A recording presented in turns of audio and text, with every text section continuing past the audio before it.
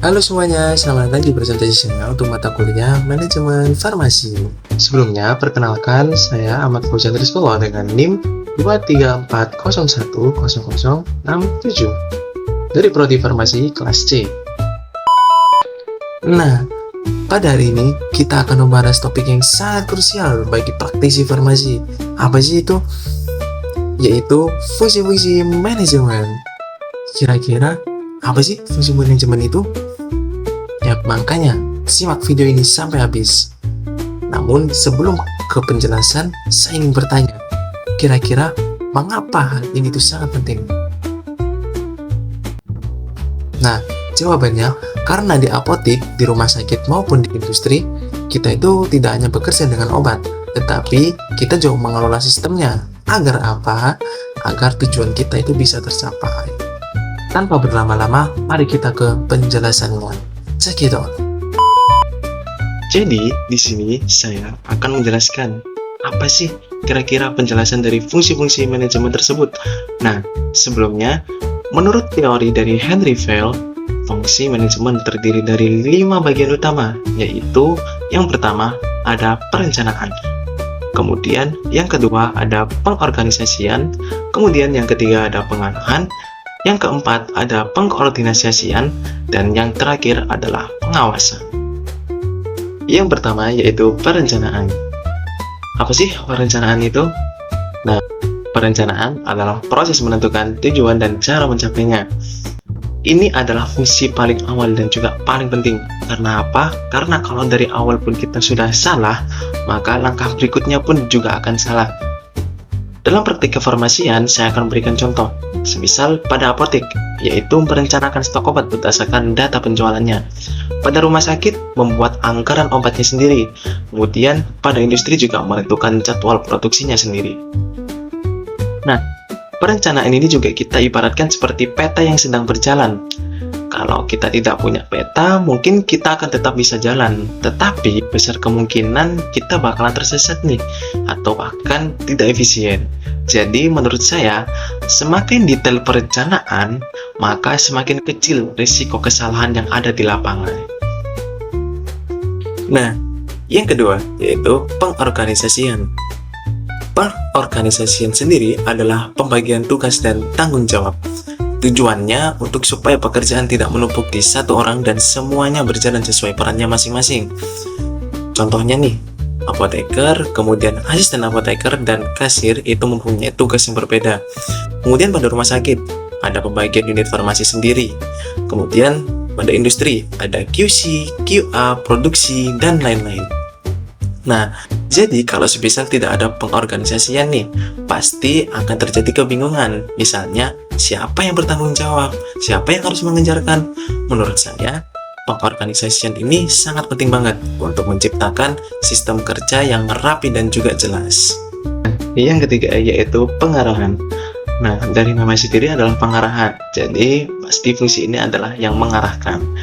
Jadi benar, proses ini adalah mengarahkan dan memotivasi tim agar bekerja dengan baik. Di sini peran pemimpin sangat penting. Contohnya, briefing sebelum bekerja, kemudian memimpin rapat koordinasi, kemudian juga menginstruksi kerja sesuai dengan SOP-nya. Jadi, walaupun sudah ada struktur yang jelas, tetapi kalau tidak ada pengarahan, pekerjaan juga bakalan tidak akan optimal. Karena manusia itu butuh arahan dan juga motivasi. Jadi menurut saya, fungsi ini lebih ke menghidupkan sistem yang sudah dibuat oleh sebelumnya. Masuk yang keempat, yaitu pengkoordinasian. Nah, pengkoordinasian sendiri adalah menyelaraskan semua kegiatan agar tidak saling bertabrakan atau terjadinya kesalahan. Contohnya nih, ada apoteker bekerja sama dengan dokter untuk menterapi pasien. Kemudian pengadaan obat berkoordinasi dengan gudang. Kemudian juga pada industri, QC berkoordinasi dengan produksi. Jadi dalam praktik nyata, masalah itu sering muncul bukan karena orangnya tidak bisa bekerja, tetapi karena kurangnya koordinasi. Misalnya, ada miskomunikasi, bisa menyebabkan kesalahan yang sangat besar. Jadi, menurut saya, koordinasi itu kunci supaya semua bagian bisa berjalan dengan semestinya ataupun dengan selaras. Yang kelima atau yang terakhir yaitu pengawasan. Pengawasan sendiri adalah proses mengevaluasi apakah pekerjaan ini tuh sudah sesuai dengan rencana atau belum. Jadi bisa dibilang ini juga termasuk mengecek kualitasnya, jumlahnya, waktunya, dan juga biayanya. Contohnya nih, kita mencek stok obat yang ada di dalam apotek, kemudian juga mengevaluasi penggunaan obatnya. Jadi, pengawasan ini sangat penting karena tidak semua rencana berjalan dengan sempurna. Dengan adanya pengawasan ini, kita bisa tahu apa sih yang salah, kemudian apa sih yang perlu kita perbaiki. Jadi menurut saya, tanpa pengawasan, kita tidak akan tahu apakah sistem kita ini sudah berhasil atau belum. A few moments later. Nah, itu dia adalah penjelasan dari fungsi-fungsi manajemen. Nah, kita di sini juga tidak hanya membahas tentang fungsi-fungsi manajemen aja, tetapi kita di sini juga membahas tentang skema manajemennya. Nah, kira-kira apa aja sih skema manajemen yang bakal kita bahas? Jadi, dalam manajemen sendiri ada 3 bagian utama, yaitu yang pertama ada input, kemudian yang kedua ada proses, kemudian yang kedua ada output. Nah, kita bahas nih satu-satu. Yang pertama ada input. Nah, input sendiri kita terdapat ada 4M, yaitu yang pertama ada main, yang kita sebut dengan SDM atau sumber daya manusia. Kemudian yang kedua ada money, yang biasa kita sebut dengan uang. Kemudian yang ketiga ada material, yang biasa kita sebut dengan bahan. Nah, yang terakhir ada method, yaitu yang biasa kita sebut dengan metodenya. Nah, yang kedua ada proses. Nah, pada proses sendiri yaitu 5 fungsi manajemen tadi. Yaitu apa aja? Yang pertama ada perencanaan. Kemudian yang kedua ada pengorganisasian. Yang ketiga ada pengarahan. Yang keempat ada pengkoordinasian. Dan yang terakhir ada pengawasan. Nah, untuk output sendiri yaitu kita memberikan produk atau jasa kualitas bagi semua pihak secara optimal dan juga seimbang. Jadi pemahaman saya seperti ini, seperti proses produksi nih.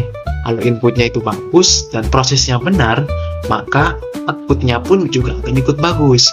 Sebaliknya, kalau semisal salah satu bermasalah, hasil akhirnya juga akan terpengaruh atau bahkan bermasalah juga. Nah, jadi itu adalah penjelasan dari skema manajemennya. Udah pada tahu kan? Oke. Kita lanjut ke pembahasan yang terakhir, yaitu tujuan manajemen. Dari awal sampai akhir kita selalu membahas nih tentang manajemen. Tetapi ternyata kita tidak tahu nih apa sih tujuan dari manajemen itu sendiri. Nah, di sini saya akan menjelaskan kepada kalian kira-kira tujuan manajemen itu apa. Jadi, tujuan manajemen sendiri adalah mengubah input menjadi output yang sangat bernilai. Jadi setiap fungsi ini punya kaitannya masing-masing nih. Jadi kelima fungsi tadi itu punya kaitannya masing-masing. Contohnya pada perencanaan itu sama halnya dengan tujuan. Kemudian pada pengorganisasian itu sama halnya dengan kestrukturan atau struktur seperti itu. Kemudian ada yang pengarahan, itu sama halnya dengan SDM-nya atau manusianya yang mengarahkan ya. Kemudian ada pengkoordinasian, itu seperti tekniknya. Kemudian yang terakhir ada pengawasan, yaitu informasinya. Nah, kemudian saya tuh melihat bahwa semua fungsi ini saling terhubung seperti satu sistem. Jadi tidak bisa nih kita hanya fokus ke satu bagian saja, tetapi harus dijalankan secara keseluruhan.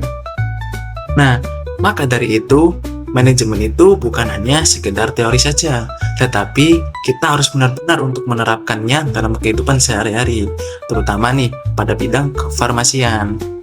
Kemudian dengan manajemen yang baik, pekerjaan kita tuh bisa lebih terarah, mudah efisien, dan tujuan organisasi kita bisa tercapai dengan secara optimal. Nah, jadi itu penjelasan dari fungsi-fungsi manajemen, skema manajemen, dan juga tujuan manajemen. Apakah sudah paham semuanya? Oke, jika sudah paham, bisa like, comment, and subscribe YouTube channel saya. Dan see you, sampai jumpa kembali.